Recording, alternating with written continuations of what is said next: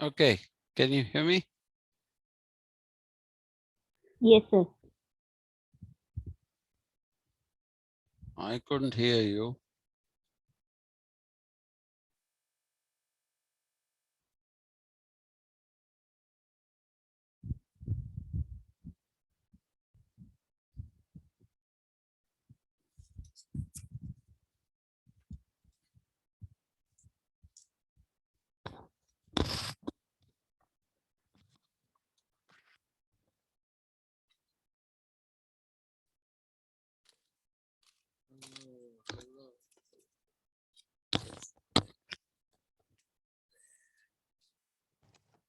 It's not if you can hear me. Is there anyone at home?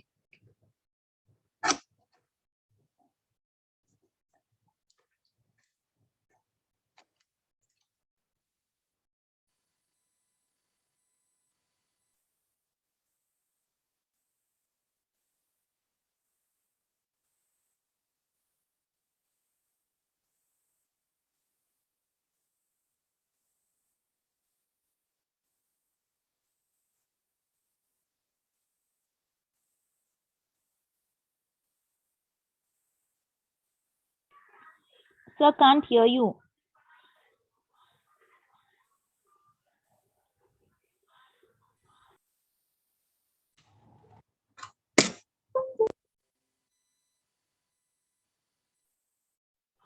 Not now also.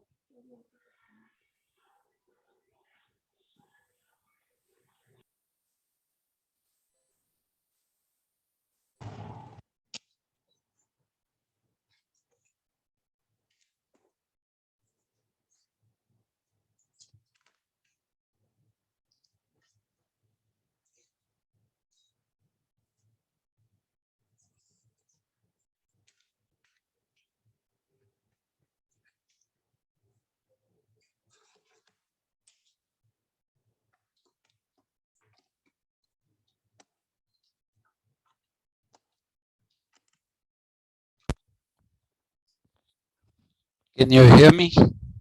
Yes, sir. Can you hear me? Yes, sir. Padma, Yes, sir, I can hear you. Maria, Yes, yes. Yes, I can hear you, Professor. can you hear me? Yes.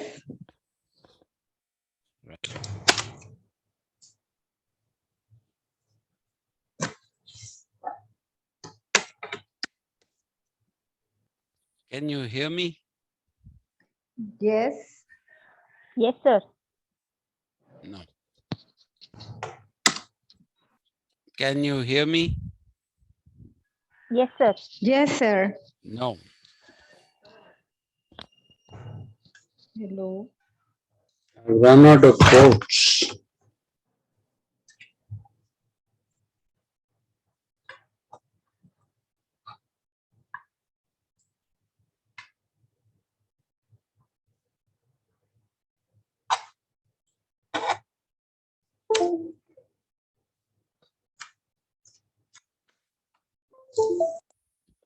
Can you hear me?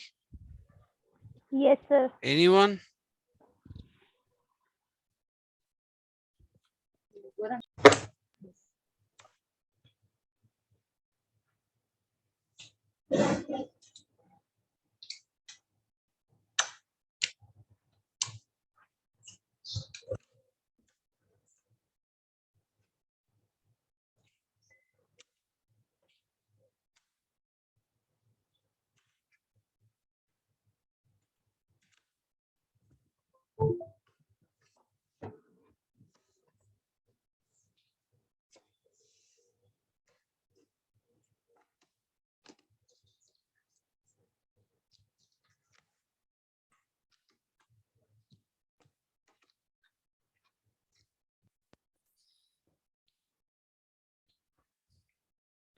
Anyone?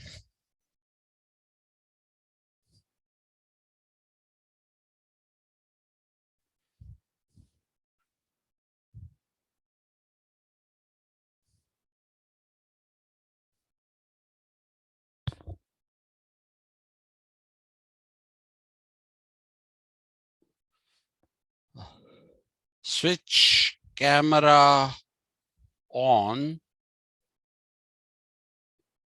switch camera on,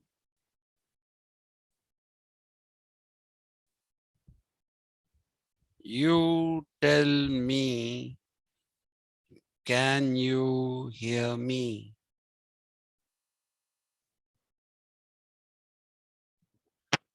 Hello, sir. You can hear me? Yes, sir. What is wrong with me? Why can't I hear?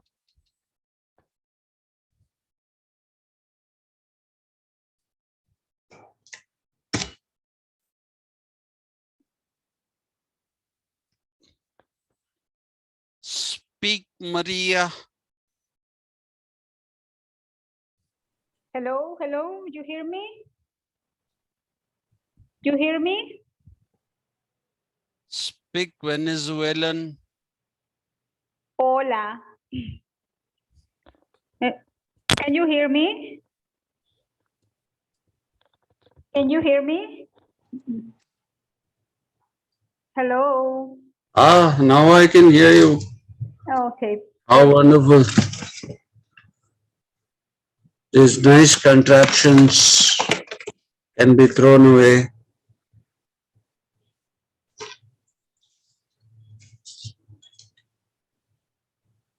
Now I really feel like singing.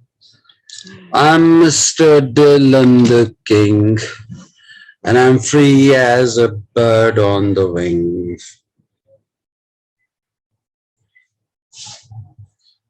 Yeah.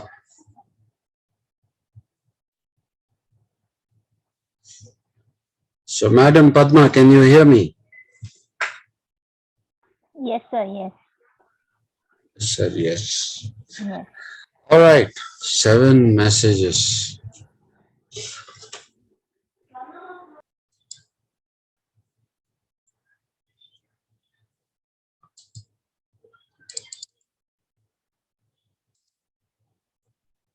Right. Let's get on with it.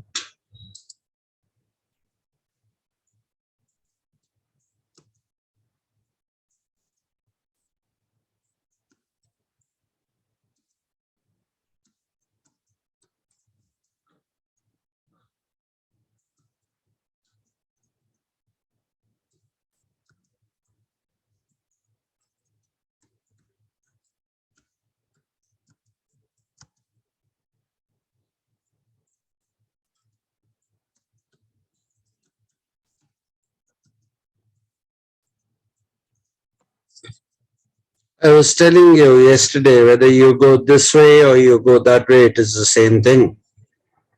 Okay? Whether you say the real is the rational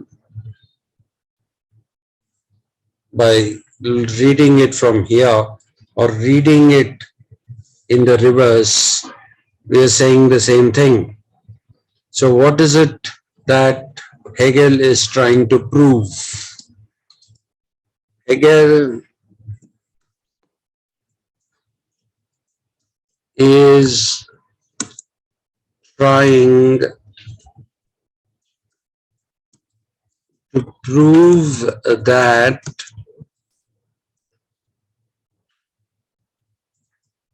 the world is not something to be understood as a collection of things, but as a purposive concept that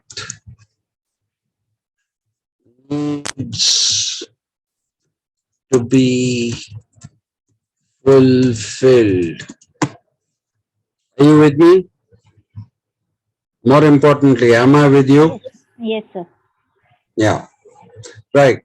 So Hegel is trying to prove that the world is not something that is to be understood as a collection of things, but is a purposive concept that needs to be fulfilled. What needs to be fulfilled? The understanding of the purpose of the world. And I've already given you a hint of that. The purpose of the world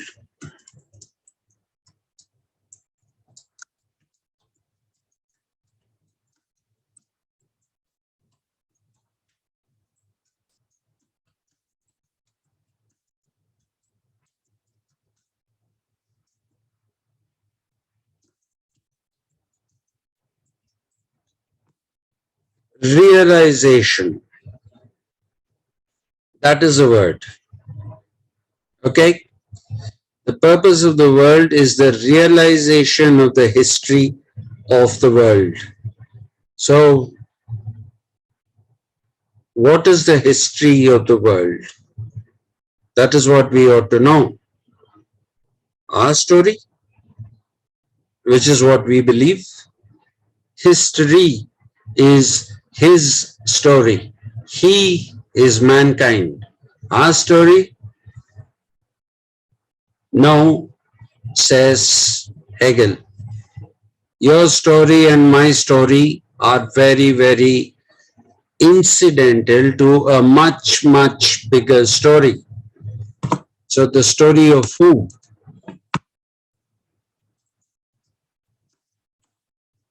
The story of the Geist, or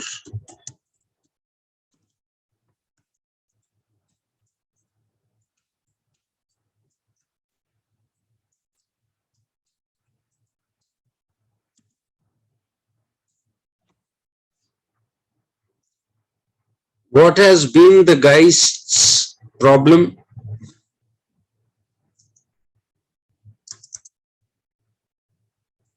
By not having the body and the senses, the Geist could not physically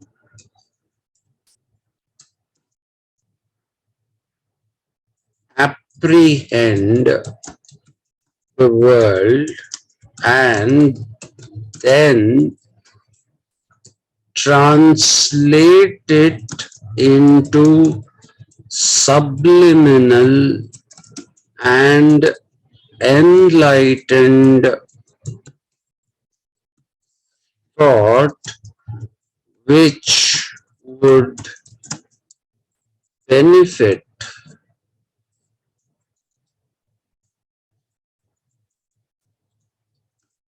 not just the Geist,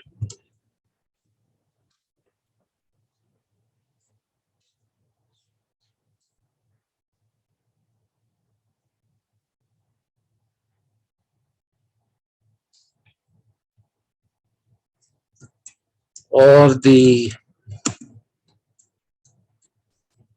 infinite spirit, but also that which would help in the realization of the finite Geist and its role in history.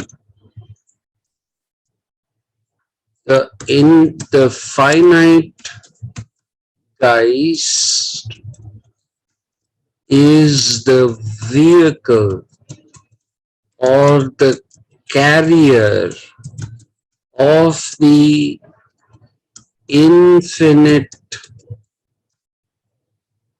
Geist, or the infinite spirit,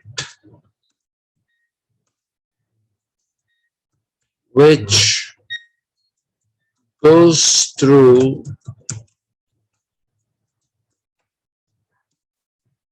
various sorry about that, which goes through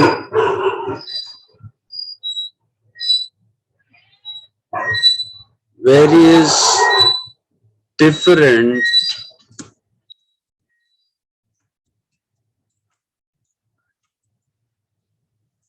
incarnations of its own, not incarnations as avatars. This incarnation is not something that we see. It undergoes different incarnations of its own, but it never realizes what it is and why it exists. This is done when the finite Geist becomes the carrier of the infinite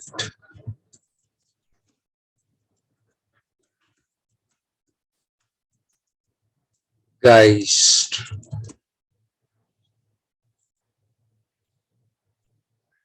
Which is the finite Geist that carries the infinite Geist? The finite Geist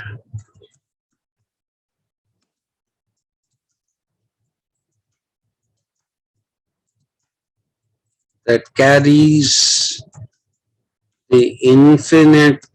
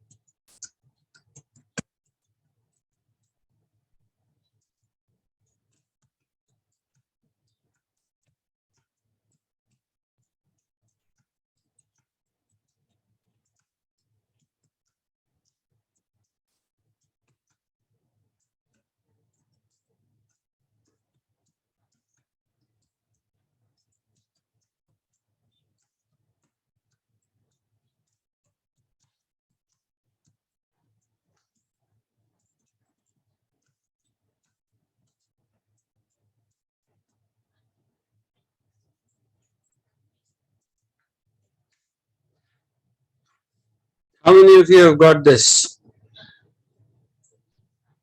Quickly, quickly.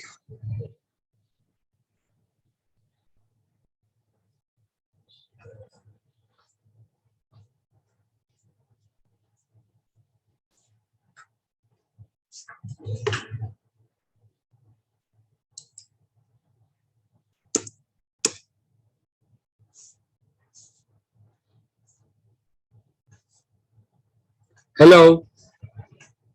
Sir, Yes, ma'am. Have you understood this? mm, yes, sir. Somewhat. Somewhat. Mm. Rekha Roy.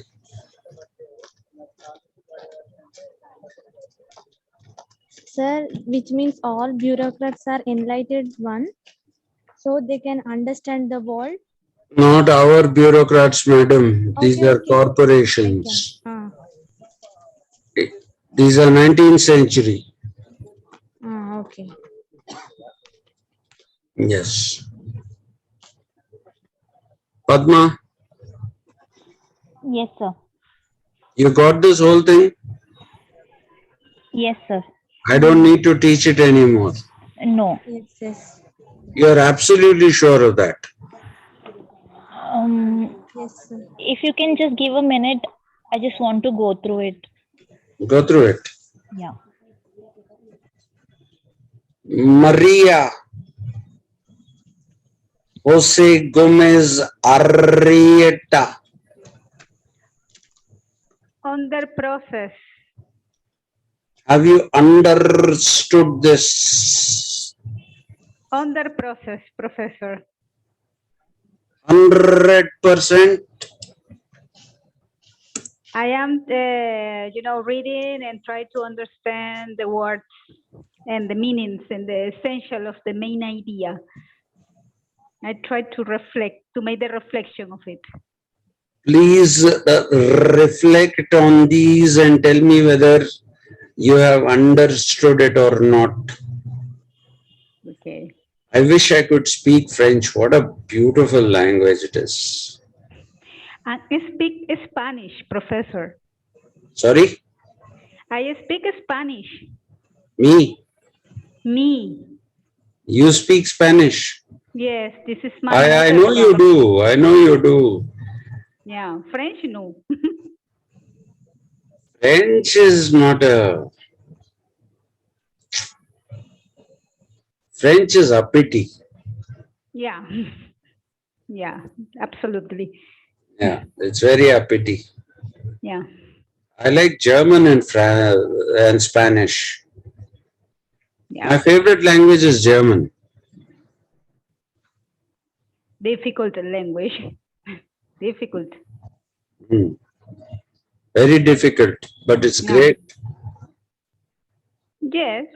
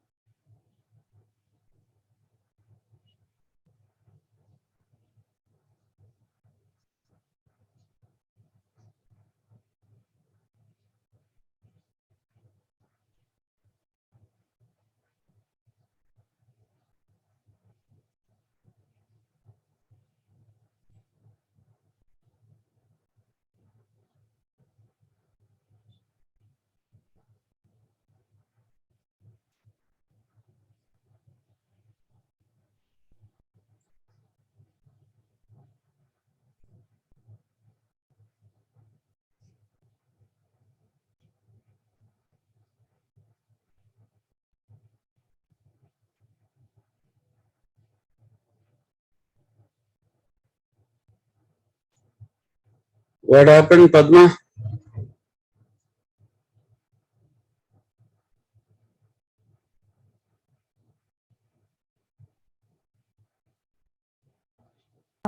Sir, can you once explain the relation between the finite and the infinite, Geist?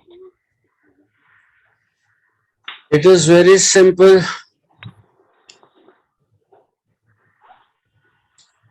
How The that is? infinite Geist, by being infinite, lives forever, right? As opposed to the finite Geist, which is because of being finite, doesn't live forever, right?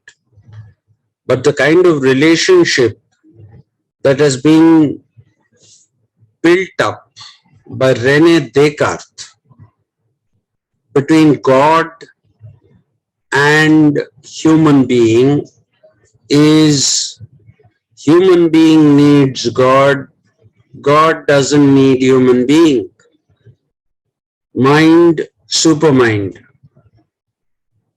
You get what I'm trying to say? The body is entirely incidental, useless. Whether it is there or not, it doesn't matter. You remember that part? Yes, yes, Cartesian dualism, yes, mind-body dualism. yes. Mind can exist without the body, but it can know that it exists because knowing is the function of the mind. The body can exist without the mind, but cannot know that it exists because knowing is not the function of the body. God is the supermind. All right? Right. Right. So you have a lopsided thing here, mind. Now, when we came down to good old Jean-Jacques Rousseau, what do you find in Rousseau? Rousseau says there is a we in the family. The we is lost at the level of the bourgeois society. Why is it lost at the level of bourgeois society? Because the bourgeois society is competitive. If you ask Rousseau, why is the bourgeois society competitive? He doesn't have an answer. He says, probably scarcity of resources. That has been an old answer which has been recycled again in the case of behaviorism, behavioralism, structural functionalism. Too many people, too few things. Right? That is what people said. That is what people talked about. And therefore, the impression was that you had to work.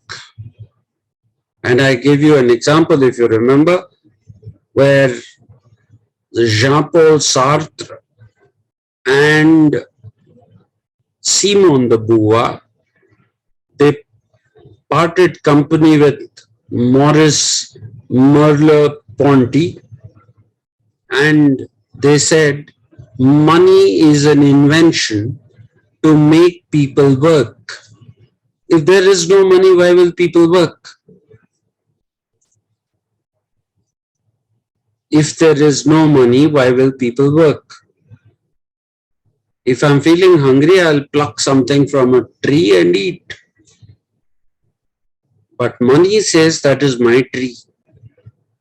If you want bananas from that tree, pay me money. So in order to eat bananas from that tree, I have to work, and I have to work and pay for that. Okay? Rousseau didn't say this, but Sartre did, as did Beauvoir. Right? But you will see in Rousseau the germination of the argument. The people are competing with each other for what seem to be increasingly scarce resources. And these resources, there is something wrong with the way in which they are being distributed. And that is why Rousseau posited the paradox of poverty amidst plenty. So what did he say? Those people who have money will get what they want. Those people who do not have money will not get what they want.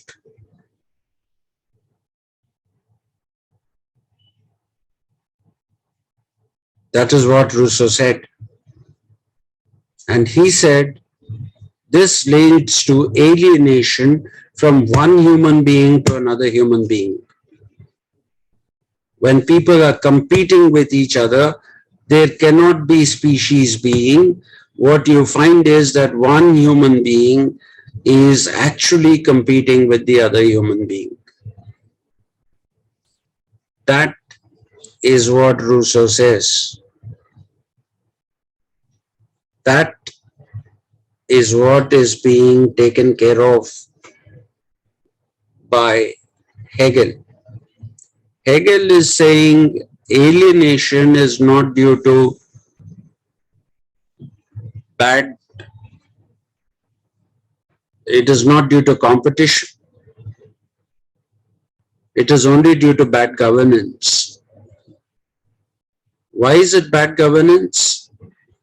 It's bad governance because you're giving too much to too few people and too little to too many people. And why are you doing that? You're doing that because you don't understand the legalities. You don't understand the legal system. This legal system was once understood by people. Today, people do not understand this legal system. Let me give you a simple example. Yesterday, I went to a temple on an urge, just like that. So it was one of those small temples. They don't have proper pujaris.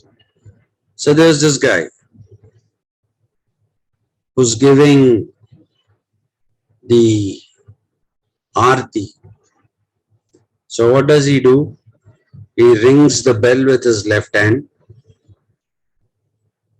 goes like this with the right. 1, 2, 3,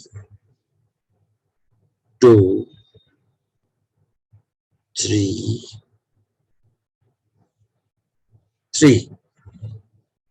Ringing the bell all the time. And then everybody's gone and another fellow comes. He goes like this. 1, 2. Then somebody comes and brings a two-wheeler to do puja to it, new two-wheeler. So they bring with them a pumpkin. I believe apparently smashing pumpkins is a good thing. It gets rid of evil spirits. Smashing Pumpkins is one of my favorite rock bands. So this guy picks up the pumpkin and is going this way, right to left. You're supposed to go this way. But he goes from right to left, breaks the pumpkin, they're happy, they're gone. Now what I want you to know is if there is a significance to this rotation with the deepam when you're giving the arti, then obviously there is something terribly wrong with this. Similarly, in none of the rituals of Sanatana Dharma do people take things in the right to left direction unless it is a death ritual. Not all death rituals, some death rituals. So this man is performing what could have been or what might have been a death ritual in front of a new scooter. So what is he doing? Implementing a particular law very badly. So let us say there is some kind of an occult, invisible power. Maybe this scooterist went and hit a wall or something and his scooter got damaged. Why? Because it went the wrong way. If only it had been done the right way, then things would have been fine. But he did it the wrong way. That's what Hegel is saying. Nothing wrong with society. Nothing wrong with the bourgeois society. The bourgeois is fine. The society is fine. What is wrong is the laws. What is wrong with the laws? The way they are being implemented. How are they being implemented? The way they are being governed. The way they are being governed, that is what is wrong. That is what is wrong. And therefore, what does he say? He says, don't criticize society. Don't criticize individuals. They are all right. They are fine. Only problem is the way in which society is being governed. There's something wrong with that. Why? Because it is unenlightened. So how does it get enlightened? That is the story of the Geist. The Geist exists. It knows it exists, but it exists without a body. And by existing without a body, it is deprived of sensory inputs that can make it understand the world.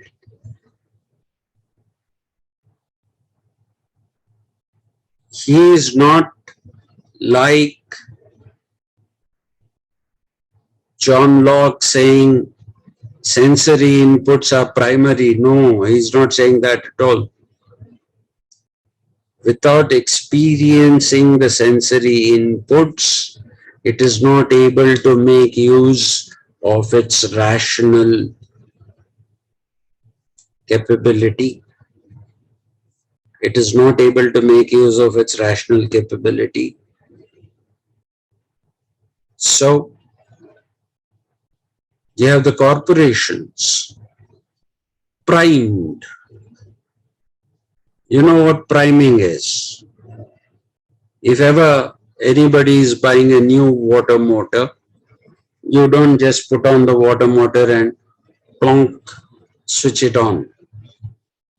What you have to do is, at the bottom of the pipe that goes into the sump, you have to put a foot valve. That foot valve is a non-return valve, which means that it sees that the water doesn't go back into the sump. The water is retained in the pipe. Then the pipe comes up. When it comes up, it is made into 2 points. One goes right to the top, wherever it has to go. The other is just there with an open mouth. what are you supposed to do? You are supposed to prime. Prime means what? You are supposed to put water into this pipe. How much water? Till the pipe that is down there, gone down into the sump, is full. And you cannot pour any more water into this. If you pour more water into this, then it comes out. That is called priming. So, there is a primed up body, a pipe full of water. What is that? It's the corporation, the bureaucracy. And now is the time for the Geist to use the bureaucracy as its palanquin bearer, to use it as its own vehicle.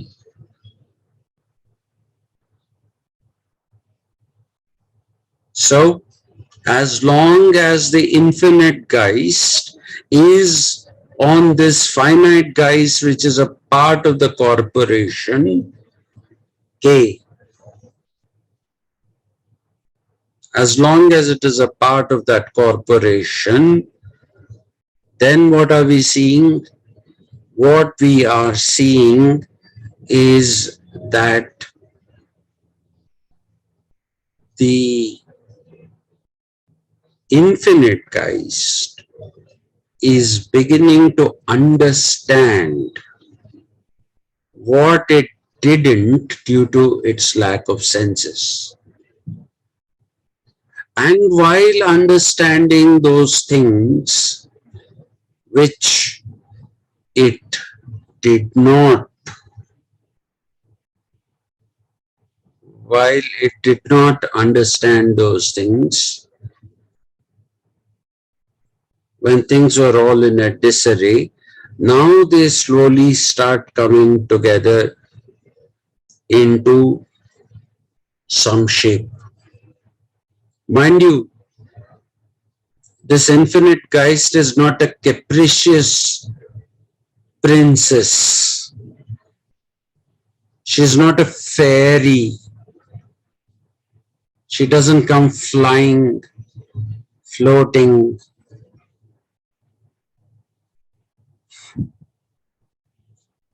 Blowing flowers and flying away.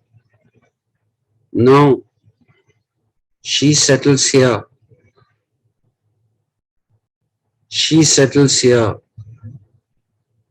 She spreads her tentacles, this infinite Geist. It spreads its tentacles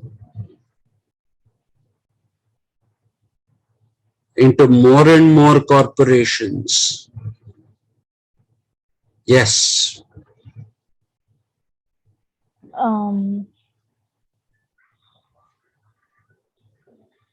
Sir, is it the saying that the infinite Geist is present in the finite Geist within us?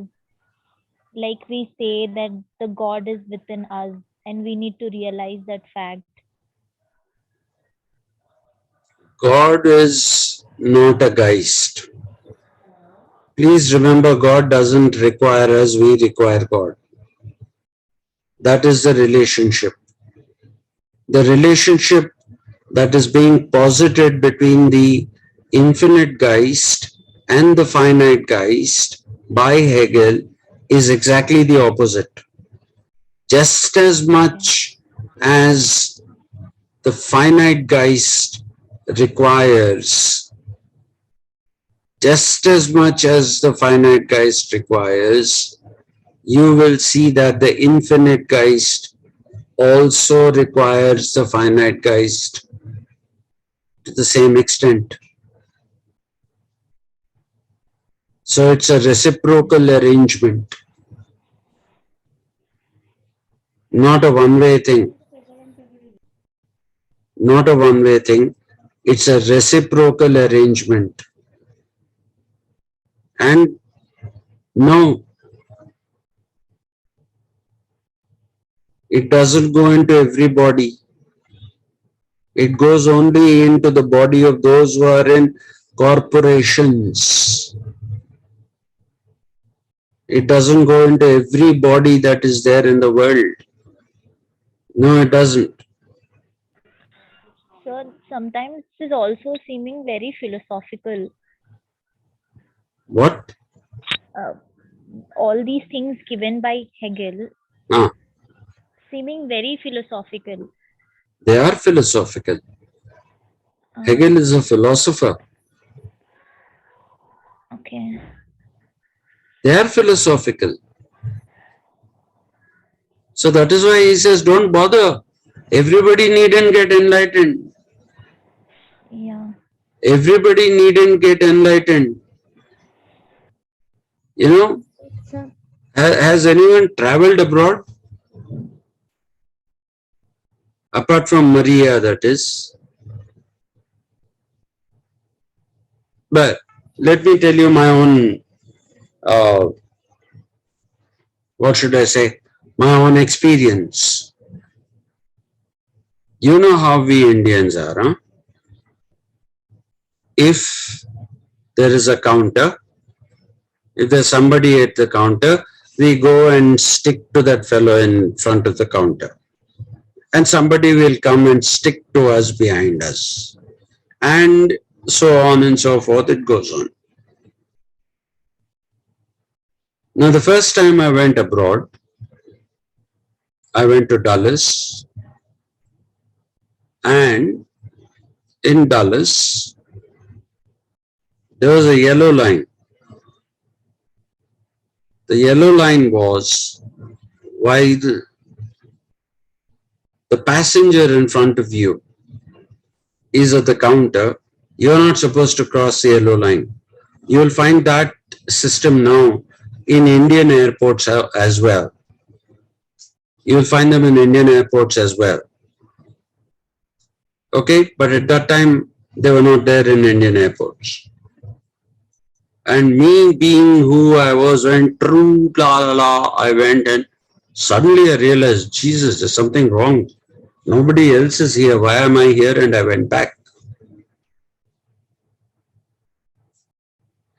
I went back. I didn't need any special enlightenment. This is what Hegel will tell you.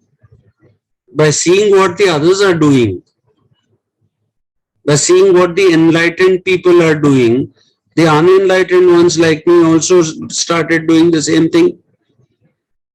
Instead of going and sticking behind the fellow in front of me, I stood politely at a distance of 5 feet behind the yellow line, not even on the yellow line, because I saw everybody was standing behind the yellow line. That is what Hegel is saying. The benefits of enlightenment will seep. They will seep down. And he says, Kant is being stupid. Kant is being stupid because he thinks reality is moving. Let it move. Who cares? What you need to know is whether the sun is at 20 degrees in the sky or at 60 degrees in the sky. If you have to stand in a line, you have to stand unless there is no one in front of you. You have to stand behind that yellow line. That is the real. And that is the rational. You rationally understand the basis of your actions. Why are you bothered about this totality? It is increasing, it is growing longer. Let it grow long. Let it grow.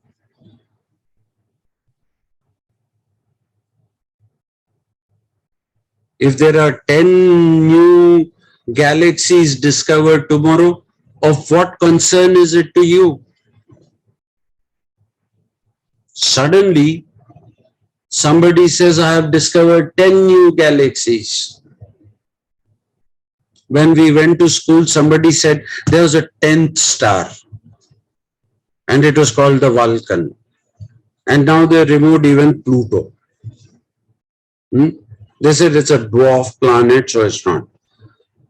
So we don't even have 9 planets.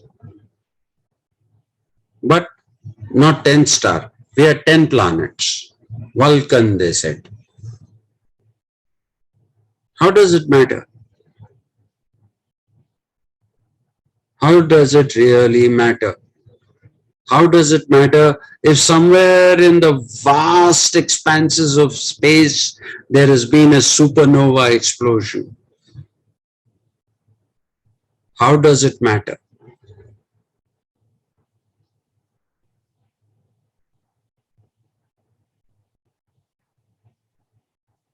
I actually wanted to talk to you about noumena, phenomena, which is actually the basis of what comes after that wretched chapter on Lenin, Mao, Gramsci. I don't know why we are studying these idiots still.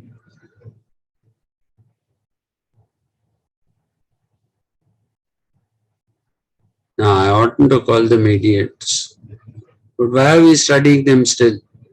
We don't study Gandhi. We don't study Nehru. We study only Ambedkar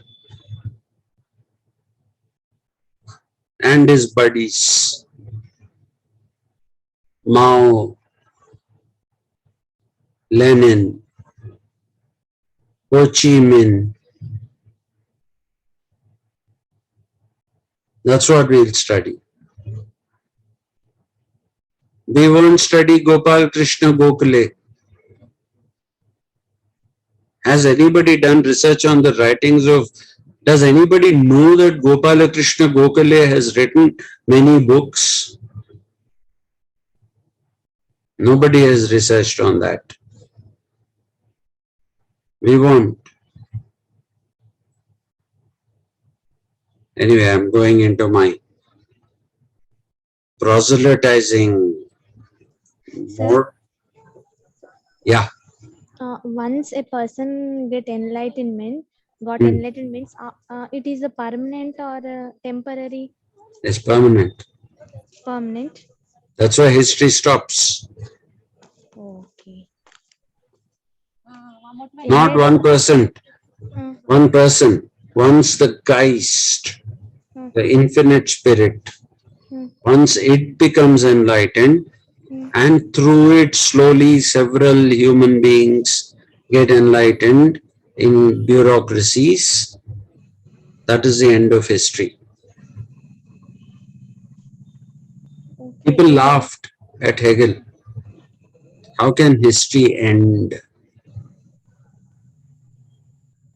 It was up to Max Weber. Max Weber said, capitalism cannot be replaced. At a time when Marx and the Marxists were saying, end of capitalism is near, Max Weber said capitalism is not going anywhere. Why? Because it is a legal, rational system. That's what Max Weber said. He said you can't replace capitalism. If you're replacing capitalism, that means that there has been a cataclysm.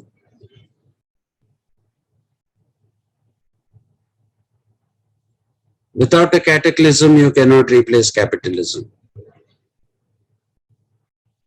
I'm not saying it. Max Weber said that. Emil Durkheim said that. He said people will build into organic communities. Please go to Scandinavia. Please go, you must. At least once in your life, you have to go and see life in Scandinavia. How different it is from us. It's not like this Bandi, Sanjay, and the TRS fellows going and hitting each other with sticks. We are a shame to the world.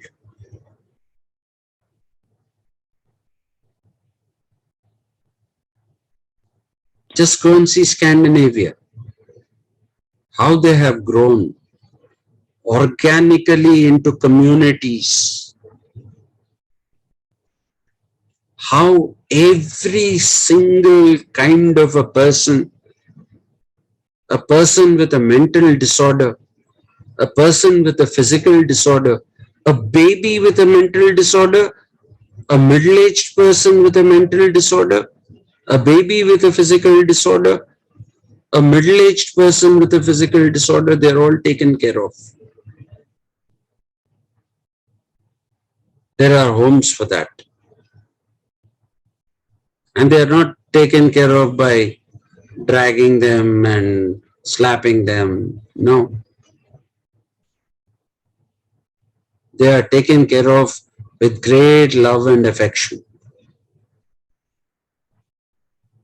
Sven Olaf Palme,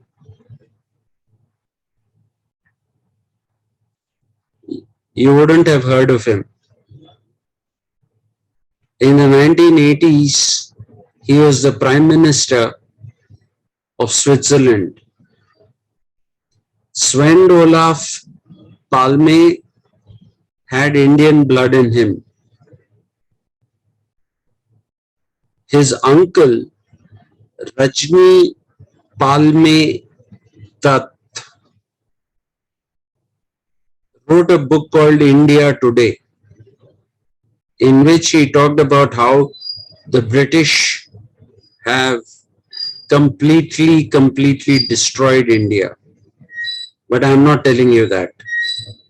What I'm trying to tell you is, Sven Olaf Palme was assassinated in Sweden. When he was walking back from a movie hall to his house. Walking back.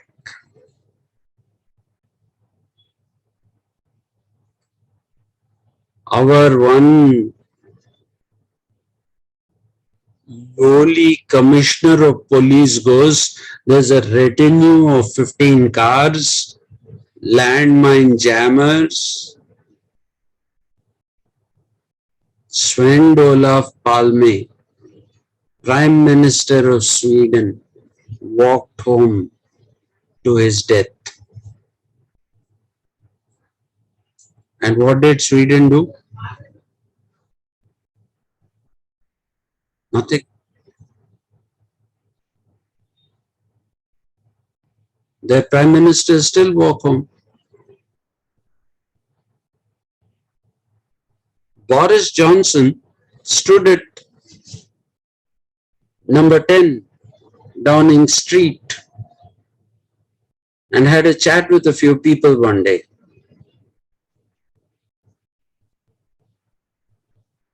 Just like that. Can you expect that in India? Forget Boris Johnson, but forget the Prime Minister. Can you expect a minister or a third-rate corporator to stand and have a conversation with his constituents? You don't, do you?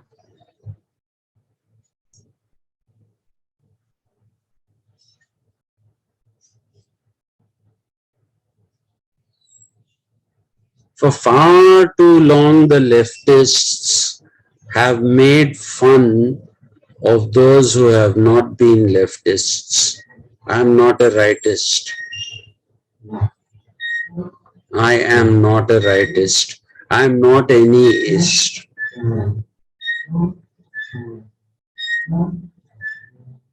I am a huge admirer. You know my size, right? You've seen me. A huge admirer of Karl Marx and the work that he had done. But I'm not an admirer of Marxists. They all need to be put in a line and shot.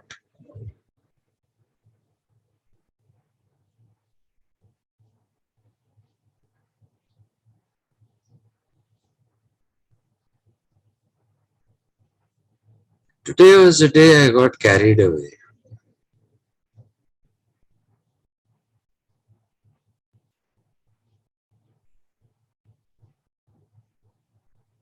You know why I got carried away, Maria?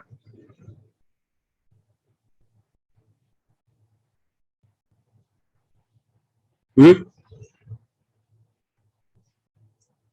Maria is not there. I got carried away. I'm here. Are you there? Yes. I got carried away because our semester is a bimester. We've had some 21 classes and we are finishing the syllabus. Look at us, everything about us is procedures. We are a democracy. Why? We have votes. We vote. So, how do we vote? We vote like idiots.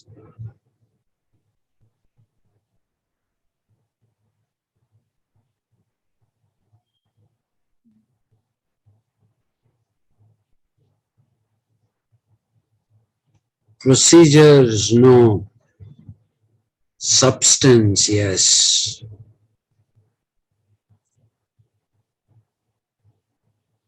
Substance, yes. I really wanted to teach this class because I saw one Padma Navanand. I saw one Akshay Kumar who has now disappeared anyway.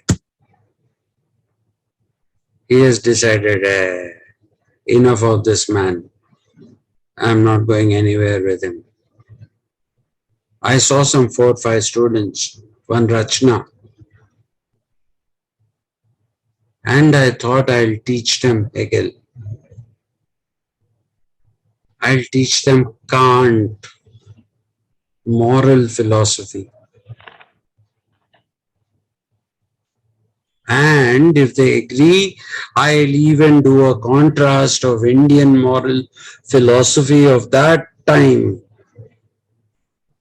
Gopala Krishna Gokhale,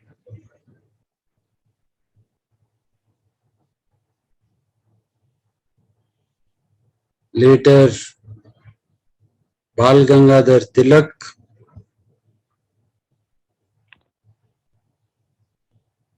Mahatma Gandhi, and the great idealist. I use it very positively. The man who thought he'll build this country into a colossus almost did. We are breaking it down. Nehru.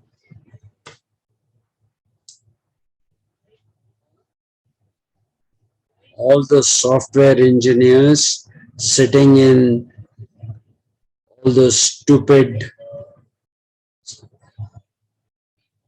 companies working like donkeys have this thing called Srijan talks. What are they saying? They are dividing people. They are dividing people. What we need is not division of people.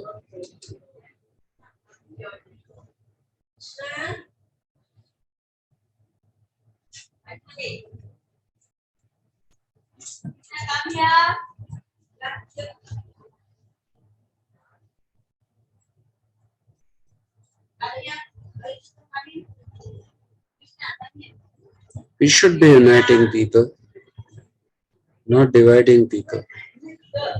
Sir, how the companies are dividing the people? I Huh? don't want to say. You said no. All the software engineers are like that.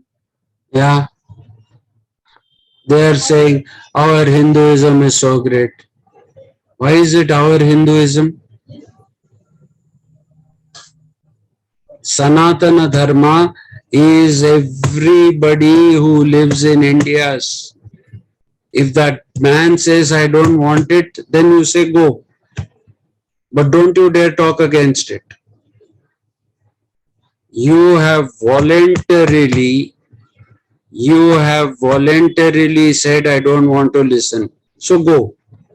No problem. But don't talk against it. Because you don't know what it is. My driver tells me Allah Hafiz. I tell him Allah Hafiz. What happens to me if I say Allah Hafiz? Do I become a Muslim? God is great. That's what it means.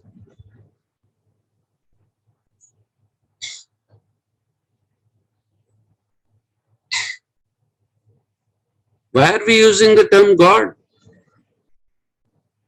It's not an Indian term. There's no one Indian term for God. All these divisions, you have to read Discovery of India, read Nehru, his letters to his daughter.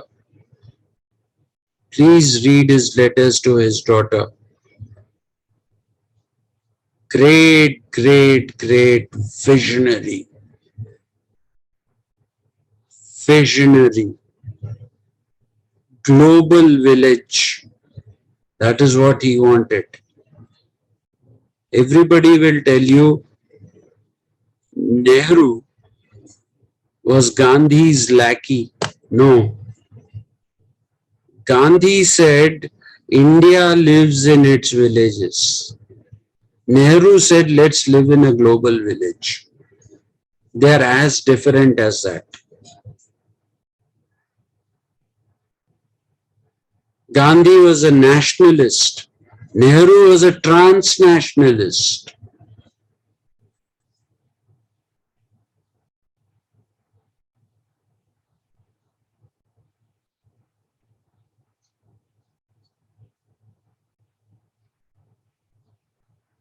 We don't study them, do we?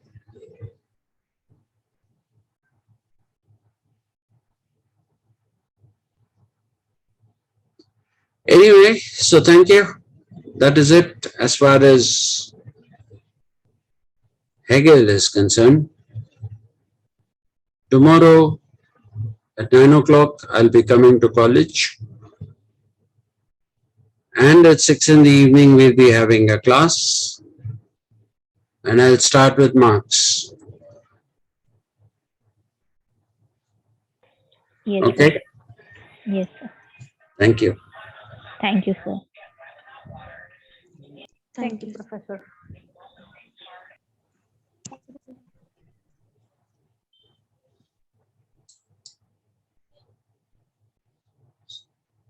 Bye, sir. Good night. See you tomorrow. Good night. See you tomorrow. Bye. By Maria Arrieta. By Professor, could you please send me in WhatsApp this thing that you said about Gopala Krishna? What is that? Gokale. Gokale. Yeah, What is mean or what is that? Sorry. that is his name. Okay. Okay. That is his name. The name of Krishna. Gopala Krishna. Okay, I understand. Gopala is one who takes care of cows. Cows. Okay. Krishna is the universe. Okay.